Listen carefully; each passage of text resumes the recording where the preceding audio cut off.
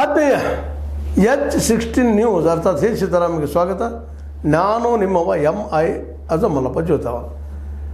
ವಿಶೇಷವಾಗಿ ವಕ್ಫ್ ಕಾನೂನನ್ನು ಕಾನೂನಾಗಿ ಮಾಡಬಾರ್ದು, ಅದರಲ್ಲಿ ಅನೇಕ ದೋಷಗಳಿದ್ದಾವೆ, ಅದು ನಿಲ್ಲಿಸಬೇಕು ಅಂತೇಳಿ ಮುಸ್ಲಿಂ ಸಮುದಾಯದ ಅನೇಕರು ಹೆಚ್ಚು ಕಡಿಮೆ 73 ಜನ ಸುಪ್ರೀಂ ಕೋರ್ಟಿಗೆ ಅರ್ಜಿ ಹಾಕಿದ್ದಾರೆ.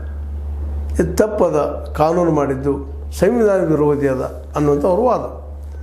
ಅದರಲ್ಲಿ ವಿಶೇಷವಾಗಿ ಕಪಿಲ್ ಸಿಬ್ಬಲ್ ಅವರಾಗಿರ್ಬೋದು, ಮನು ಸಿಂಘ್ವಿ ಅವರಾಗಿರ್ಬೋದು ತಮ್ಮ ವಾದವನ್ನು ಮಂಡಿಸಿದ್ದಾರೆ ಸಾಕಷ್ಟಾಗಿ.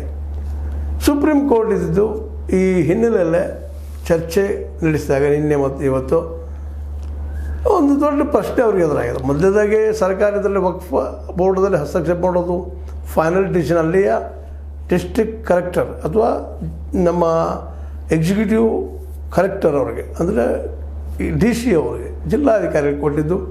ಅವ್ರು ಏನು ಹೇಳ್ತಾರೆ ಅದು ಫೈನಲ್ ಆಗುವಂಥದ್ದು. ಇಂಥವೆಲ್ಲ ಅನೇಕ ಕೆಲವೊಂದು ಬದಲಾವಣೆ ಮಾಡಿ ಸರ್ಕಾರದ ಪೂರ್ಣ ಹಿಡಿತವನ್ನು ವಕ್ಫ್ ಮಂಡಳಿಗಳ ಮೇಲೆ ಮಾಡಬೇಕು ಅನ್ನೋದು ಒಟ್ಟು ಈ ಒಂದು ವಕ್ಫ್ ಮಸೂದೆ 2025 ಒಳಗಿನ ಗುಟ್ಟು ಅಂತೇಳಿ ಮುಸ್ಲಿಮರು ವಾದ ಮಾಡ್ತಾ ಇದ್ದಾರೆ. ನಮ್ಮ ಆಸ್ತಿಗಳ ಮೇಲೆ ಇವ್ರದ್ದು ಯಾಕಪ್ಪ ಹಕ್ಕು, ವಕ್ಫ್ ನಮ್ಮದು, ನಮಗೆ ದಾನ ಮಾಡಿರ್ತಾರೆ, ನಮ್ಮ ದೇವ್ರಿಗೆ ನಾವು ನಮ್ಮ ದೇವಸ್ಥಾನಗಳಿಗೆ ನಾವು ಖರ್ಚು ಮಾಡೋಕ್ಕಾಗಿರುವಂಥ ದುಡ್ಡು ಅಥವಾ ಆಸ್ತಿ, ನಮ್ಮ ಮಸೀದಿಗಳಲ್ಲಿ ನಮಾಜ್ದಾಗಿರ್ಬೋದು, ಮತ್ತೇನಾಗಿರ್ಬೋದು, ನಮ್ಮ ಧಾರ್ಮಿಕ ಕಾರ್ಯಗಳಿಗಾಗಿ ಇದ್ದಂಥ ಆಸ್ತಿ ಅದನ್ನು ಇವತ್ತು ನೀವು ಕಸ್ಕೊಳ್ತಾ ಇದ್ದೀರಿ ನಮ್ಮ ಹಕ್ಕನ್ನು ಅಂತ ತಿಳ್ಕೊಂಡು ಒಂದು 73 ಜನ ಅರ್ಜಿ ಸಲ್ಲಿಸಿದ್ದಾರೆ ಈ ಒಂದು ಸುಪ್ರೀಂ ಕೋರ್ಟ್ನಲ್ಲಿ. ಅದು ಈಗ ಚರ್ಚೆ ನಡೀತಾ ಇದೆ. ಮುಖ್ಯವಾಗಿ ಇದಕ್ಕೆ CJI ಮುಖ್ಯ ನ್ಯಾಯಮೂರ್ತಿಯವರಾದಂಥ ಈ ಸಂಜೀವ್ ಖನ್ನಾ ಇದರದ್ದು ಹೆಡ್ ಆಗಿದ್ದಾರೆ. ಅದೇ ಕಾರ್ಯಕ್ಕೆ ಜೊತೆಗೆ ಸಂಜೀವ್ ಕುಮಾರ್ ಮತ್ತು KV ವಿಶ್ವನಾಥನ್ ಸಹಿತ 3 ಸದಸ್ಯ ಪೀಠ 3 ಸದಸ್ಯ ಪೀಠ ಚರ್ಚೆ ಮಾಡ್ತದೆ. ಅವರಿಗೆ ಎಲ್ಲೆಲ್ಲಿ ಸಮಸ್ಯೆ ಬಂದದ್ದು ಅವ್ರು ಕೇಳ್ತಾ ಬಂದಿದ್ದಾರೆ. ನಿನ್ನೆನೂ ನಿಮಗೆ ಗೊತ್ತದ, ಅದು ಇವತ್ತು ಮುಂದುವರೆದ. ಹಿಂದೂ ಟ್ರಸ್ಟ್ಗಳಲ್ಲೇ ಇವತ್ತು ನೀವೇನೋ ಮಾಡ್ತಾಯಿದ್ರಿ, ಈ ಒಂದು ವಕ್ಫ್ಗಳಲ್ಲೇ ಒಂದು ಮುಸ್ಲಿಮೇತರ ಅಂದರೆ ಹಿಂದೂಗಳಿಂದಾಗಿರ್ಬೋದು ಮತ್ತಾರು ಆಗಿರ್ಬೋದು ಇಬ್ಬರನ್ನ ಹಾಕುವಂಥ ಮಾಡ್ತಾಯಿದ್ರಿ ಬೋರ್ಡ್ನಲ್ಲೇ.